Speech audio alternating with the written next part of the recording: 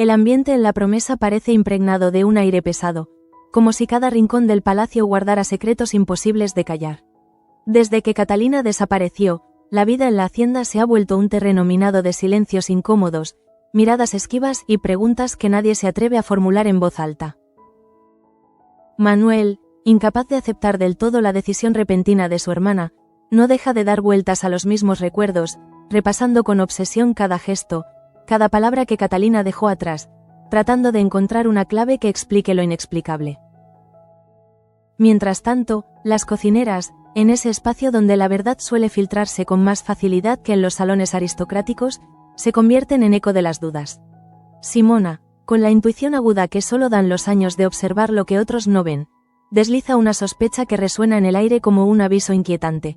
Quizás todos han pasado por alto algo decisivo.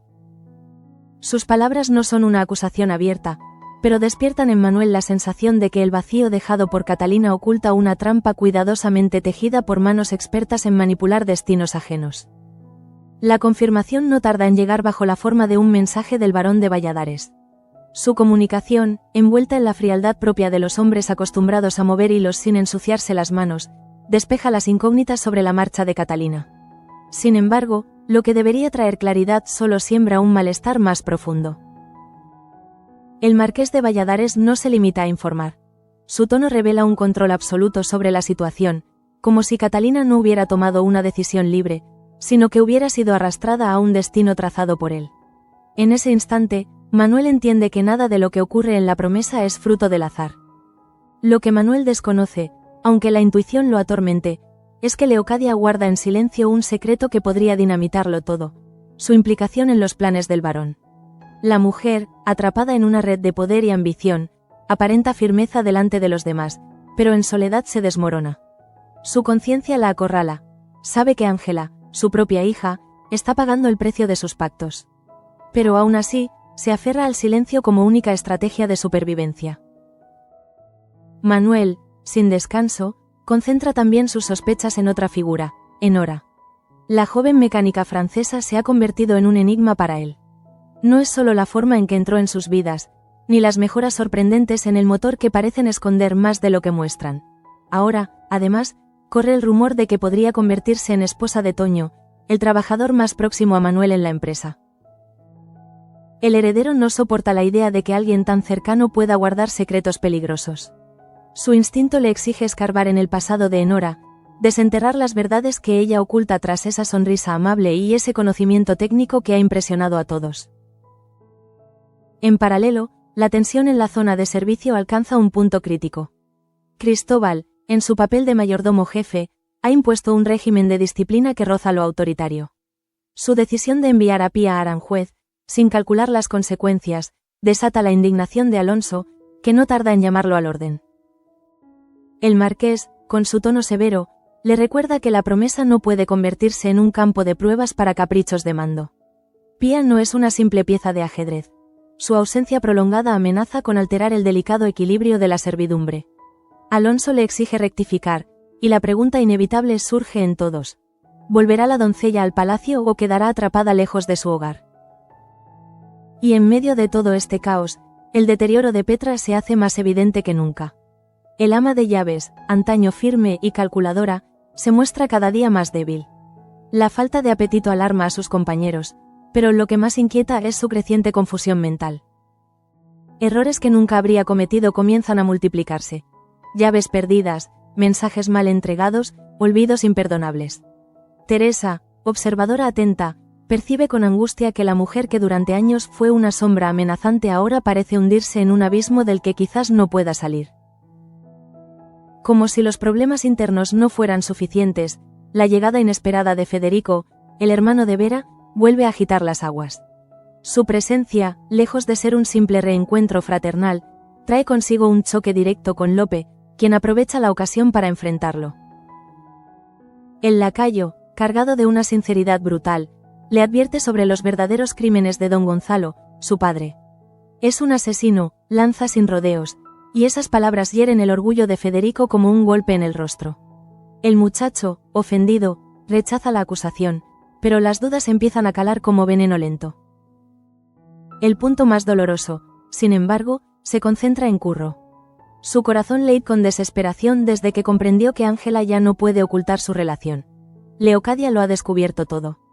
Para él, el mundo se estrecha en una espiral de dolor y miedo. Frente a Lorenzo, el joven no duda en plantar cara, arrojándole acusaciones con un valor que desarma. Pero el capitán, en un gesto cargado de crueldad, no niega nada. Sí, quiere casarse con Ángela para dañarla, para someterla, para doblegarla. Y esa confesión enciende en Curro una mezcla de rabia y desesperanza que lo devora por dentro. El amor, más fuerte que el orgullo, lo empuja a suplicar. Frente al hombre que representa todo lo que detesta, Curro pide clemencia. Que deje en paz a Ángela, que deshaga el compromiso. Está dispuesto a todo, incluso a marcharse de la promesa, con tal de salvarla. Entre lágrimas, comienza a preparar una maleta, convencido de que su sacrificio puede ser la única salida para librar a la mujer que ama de una boda siniestra. El eco de su llanto resuena en las paredes, y con él, la certeza de que el destino de ambos pende de un hilo que puede romperse en cualquier instante. El silencio en los pasillos de la promesa se convierte en un testigo incómodo de la tormenta que sacude a Curro. Cada paso que da parece pesado, como si el suelo mismo lo obligara a enfrentarse a la decisión que ha tomado, marcharse. Su maleta, abierta sobre la cama, se llena poco a poco de prendas, de recuerdos, de trozos de una vida que nunca llegó a ser del todo suya. La rabia y el amor se mezclan en sus manos temblorosas. Sabe que lo que está haciendo es una renuncia, pero también un sacrificio necesario para proteger a Ángela. Mientras tanto, la joven se siente atrapada entre dos fuegos: la amenaza implacable de Lorenzo y la desesperación de su amado. Le duele reconocer que la vigilancia de su madre la asfixia, que la intromisión de Leocadia en su intimidad no es solo un acto de control, sino una condena disfrazada de deber. Ángela ya no ve en su madre una protectora, sino la mano que la empuja a los brazos de un hombre que solo busca quebrarla. En esa tensión, cada mirada entre madre e hija se vuelve un duelo silencioso, una batalla de orgullo y miedo. En otra parte del palacio, Petra camina como una sombra. Su cuerpo no responde con la firmeza de antes, sus piernas flaquean, sus manos tiemblan, y la mirada que solía imponer respeto ahora refleja un vacío preocupante. El diagnóstico del doctor Salazar parecía una advertencia que nadie quiso escuchar. El descanso no basta cuando la mente empieza a ceder. En la cocina, Teresa la observa dejar caer una bandeja sin razón aparente, y un murmullo recorre al instante el servicio. Estamos presenciando el final de la mujer que siempre se mostró indestructible. El deterioro de Petra, más que una simple enfermedad, se siente como una grieta en los cimientos de la promesa. Pero la calma apenas dura unos instantes. La llegada del mensaje del barón de Valladares, con su tono gélido y calculador, no solo explica el destino de Catalina, lo impone. El documento llega sellado, con la solemnidad de quien no necesita justificarse. Al leerlo, Alonso siente un escalofrío. La hija que tanto amaba no se ha ido por voluntad propia, sino empujada por una fuerza externa que ahora se revela con crudeza. Adriano, en su desesperación, rompe la compostura y maldice el nombre del barón, consciente de que la huida de Catalina no es más que otro movimiento en un tablero de poder. Ese tablero, sin embargo, guarda más piezas ocultas. Leocadia, en su silencio, se consume. El pacto con el barón le pesa como una cadena. Su alianza, que en su momento creyó necesaria para asegurar el futuro de Ángela, ahora se convierte en un cuchillo que amenaza con volverse contra ella. Sabe que si la verdad sale a la luz, no solo perderá la confianza de su hija, sino que se convertirá en cómplice del enemigo. Y, sin embargo, calla. Mientras tanto, Manuel se hunde en su propio laberinto de dudas. Su desconfianza hacia Enora lo obliga a buscar pruebas, a indagar en un pasado que ella insiste en mantener oculto. No es solo celos ni simple recelo, es la convicción de que alguien capaz de mejorar motores con tanta maestría no puede ser quien aparenta.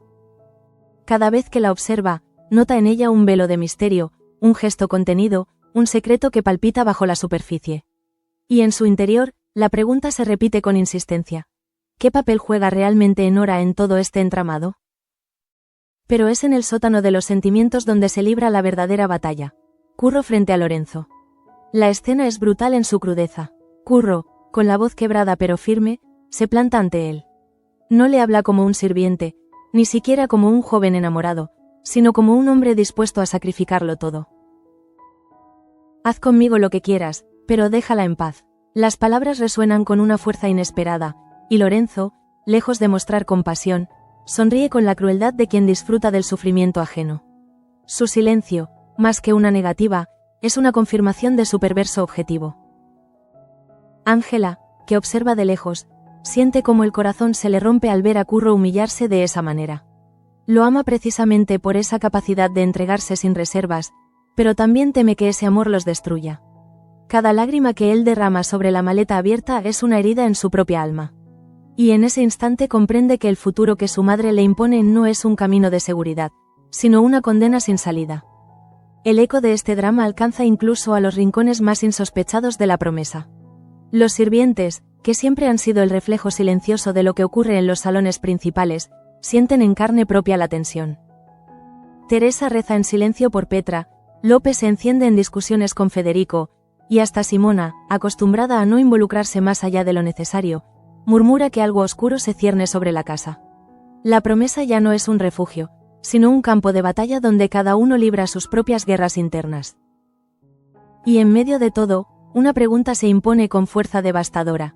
¿Será la marcha de Curro la única forma de salvar a Ángela, o será precisamente esa renuncia la que lo condene a perderla para siempre? La madrugada cae sobre la promesa como un manto helado. En los pasillos, apenas iluminados por la tenue luz de los candiles, se escucha el eco de pasos inseguros. Son los de Curro, que carga su maleta con un peso mucho mayor que el de unas simples ropas. Cada prenda doblada entre lágrimas se convierte en símbolo de lo que está dejando atrás. No solo un hogar que nunca sintió del todo suyo, sino a la mujer que ama con una intensidad que lo desgarra. En su habitación, Ángela se consume de angustia. La joven ha intentado razonar con su madre, pero cada palabra que Leocadia pronuncia la hunde más en un destino que no ha elegido. Sabe que Lorenzo no oculta su crueldad. El capitán ha dejado claro que su objetivo es dañarla, y ese conocimiento la paraliza. Sus manos tiemblan cuando recuerda el rostro de Curro enfrentándose a él, suplicando clemencia. Ese acto de amor absoluto la enorgullece, pero también la aterra, porque comprende que la decisión de su amado de marcharse puede ser irreversible. Mientras tanto, en otra ala del palacio, Petra lucha contra una sombra invisible que la devora poco a poco. Sus errores se han vuelto imposibles de ocultar. Olvida órdenes sencillas, confunde nombres, tropieza donde antes imponía firmeza. Teresa la observa con una mezcla de compasión y desconcierto, incapaz de reconocer a la mujer que solía imponer miedo con solo una mirada. El ama de llaves se sienta sola, mirando un plato de comida que no toca, y murmura palabras inconexas que apenas tienen sentido. La fortaleza de hierro que siempre mostró se resquebraja, dejando al descubierto una vulnerabilidad que nadie imaginaba. Y ese deterioro, lejos de despertar ternura en todos, genera inquietud. ¿Qué secretos pueden salir a la luz cuando la mente de Petra ya no controla sus palabras? En los jardines, el aire fresco de la noche no logra disipar la tensión entre Lope y Federico. El hermano de Vera ha vuelto con la convicción de proteger a su familia, pero no esperaba enfrentarse a la brutal sinceridad de Lope. Con voz temblorosa pero firme, el lacayo repite la acusación. Su padre, don Gonzalo, no es el hombre honorable que aparenta, sino un asesino. Federico, herido en su orgullo, responde con furia. No vuelvas a ensuciar su nombre, exclama, incapaz de aceptar que la imagen paterna que lo ha sostenido toda la vida pueda derrumbarse en un instante. Lope, sin embargo, no cede. Sabe que la verdad duele, pero callarla sería condenar a Vera. Prefiero que me odies a que vivas engañado, dice con una crudeza que desarma.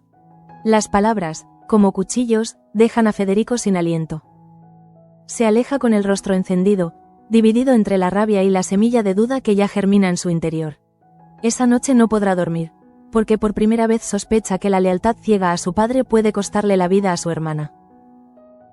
En los salones principales, Alonso reprende con severidad a Cristóbal, recordándole que el poder no le da derecho a decidir el destino de los demás. La ausencia de Pía se siente como una herida abierta en el servicio, y el marqués exige su regreso inmediato.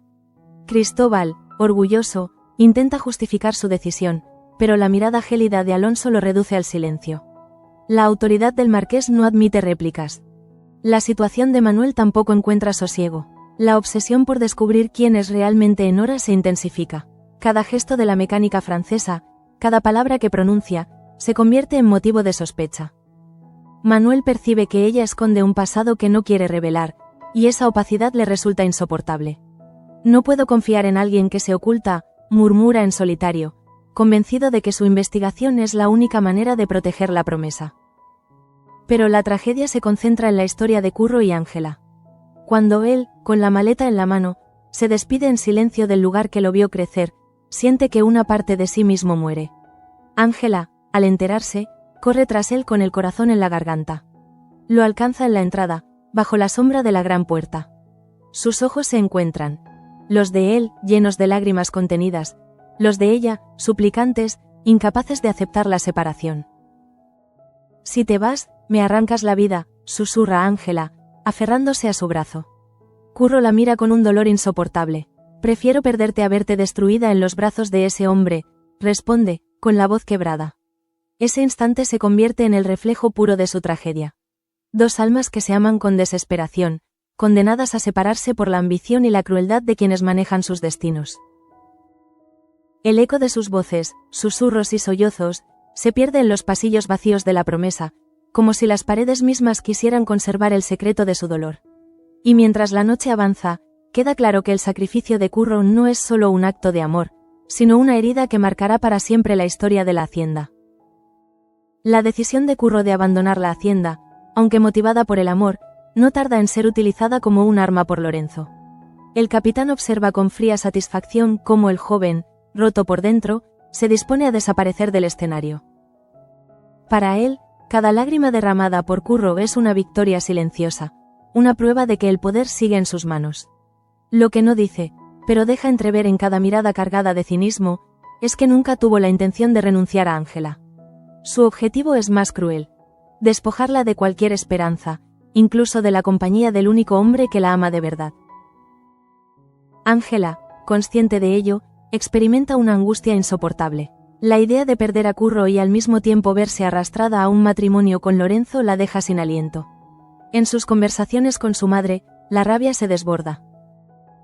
Leocadia, atrapada en su propio laberinto, intenta justificar lo injustificable. Habla de conveniencia, de seguridad, de futuro. Pero en su interior, el peso de la culpa se vuelve cada vez más asfixiante. Ella sabe que aliarse con el varón y permitir que Lorenzo la controle fue un error irreparable. Y sin embargo, persiste en su silencio, convencida de que aún puede sostener su máscara de autoridad. Mientras tanto, Petra se precipita hacia un abismo del que parece no haber retorno. Los errores que antes parecían despistes aislados ahora se convierten en un patrón alarmante. Una bandeja de plata cae de sus manos en pleno comedor, haciendo que todos los presentes se giren con sorpresa. Petra, lejos de disculparse con la firmeza de antaño, queda paralizada, sin saber cómo reaccionar. Su rostro muestra un desconcierto impropio, como si de pronto el mundo se hubiera vuelto irreconocible. Esa fragilidad estremece incluso a quienes la detestaban, porque revela que bajo la coraza de frialdad leía una vulnerabilidad humana que nadie imaginaba. El doctor Salazar, tras una nueva visita, no disimula su preocupación. Recomienda reposo absoluto, pero deja caer una frase que hiela la sangre de Teresa y Simona. Si esto avanza, no solo peligra su cuerpo, también su mente.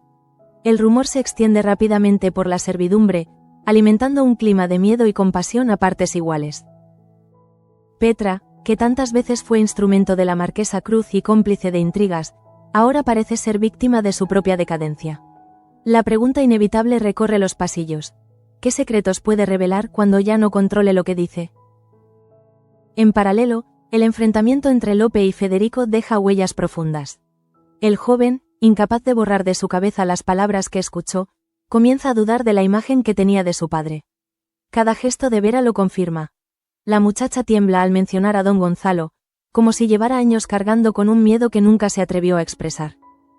Lope insiste, con tono firme, en que debe abrir los ojos. Si no me crees a mí, mírala a ella, dice, señalando a Vera. Federico guarda silencio, pero en su interior se libra una batalla devastadora entre el amor filial y la certeza de que algo oscuro rodea a su familia. El barón de Valladares, por su parte, sigue moviendo hilos desde las sombras.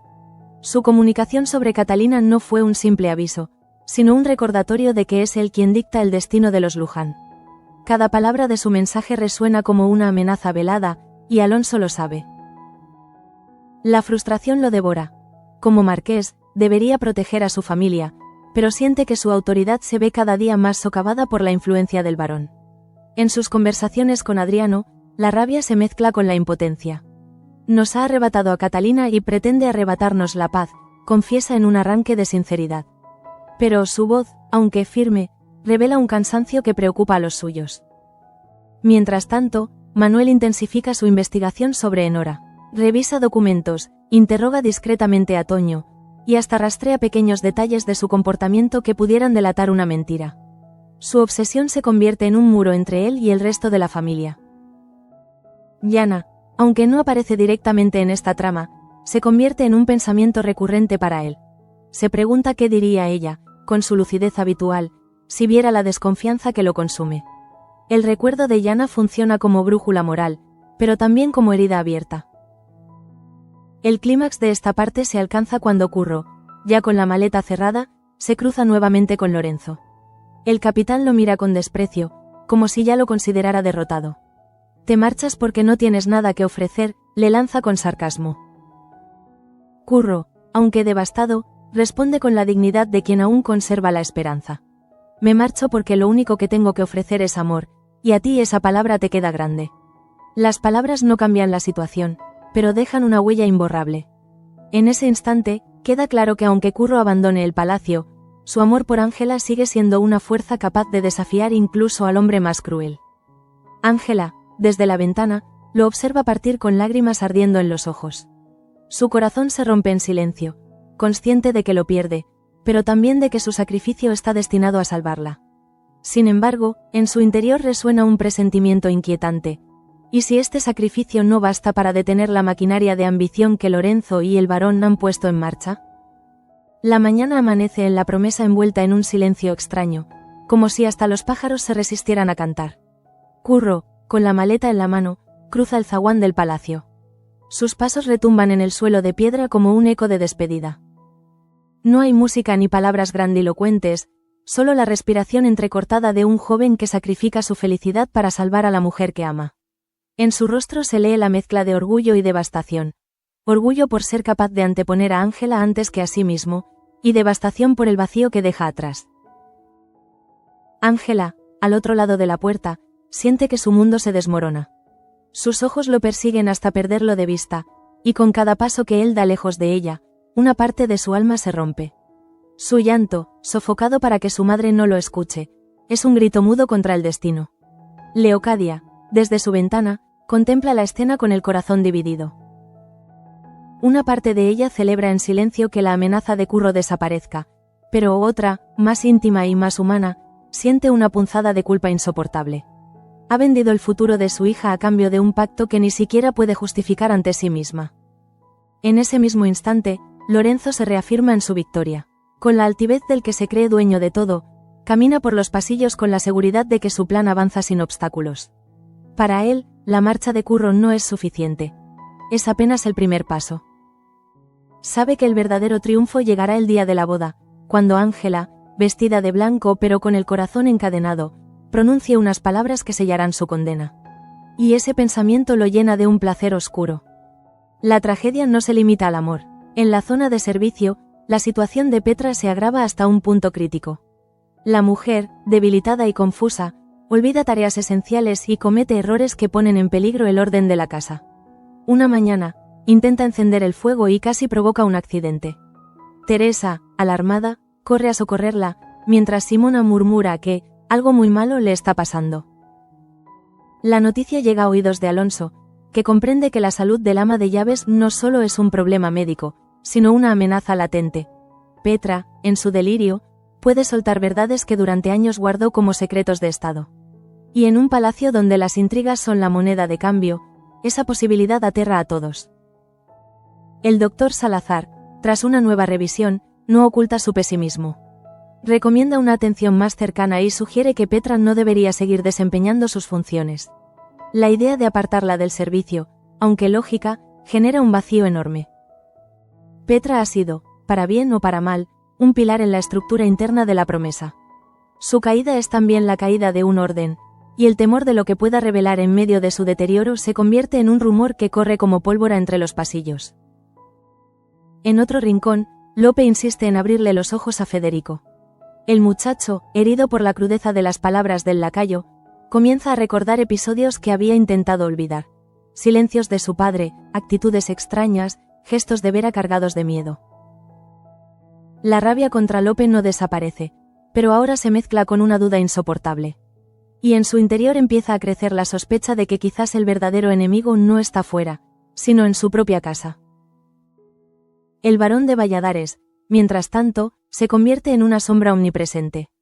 Su comunicación sobre Catalina ha dejado claro que él es quien mueve los hilos. Pero lo más aterrador no es lo que dice, sino lo que calla. Cada palabra suya parece esconder una amenaza velada, un plan aún más ambicioso que nadie logra descifrar del todo. En los ojos de Alonso y Adriano se lee la impotencia. Saben que se enfrentan a un enemigo capaz de doblegar voluntades, pero no encuentran la forma de detenerlo. En medio de todo este caos, la figura de Curro se alza como un héroe trágico. Aunque abandona la promesa, su ausencia pesa más que cualquier presencia. Ángela lo siente en cada rincón del palacio.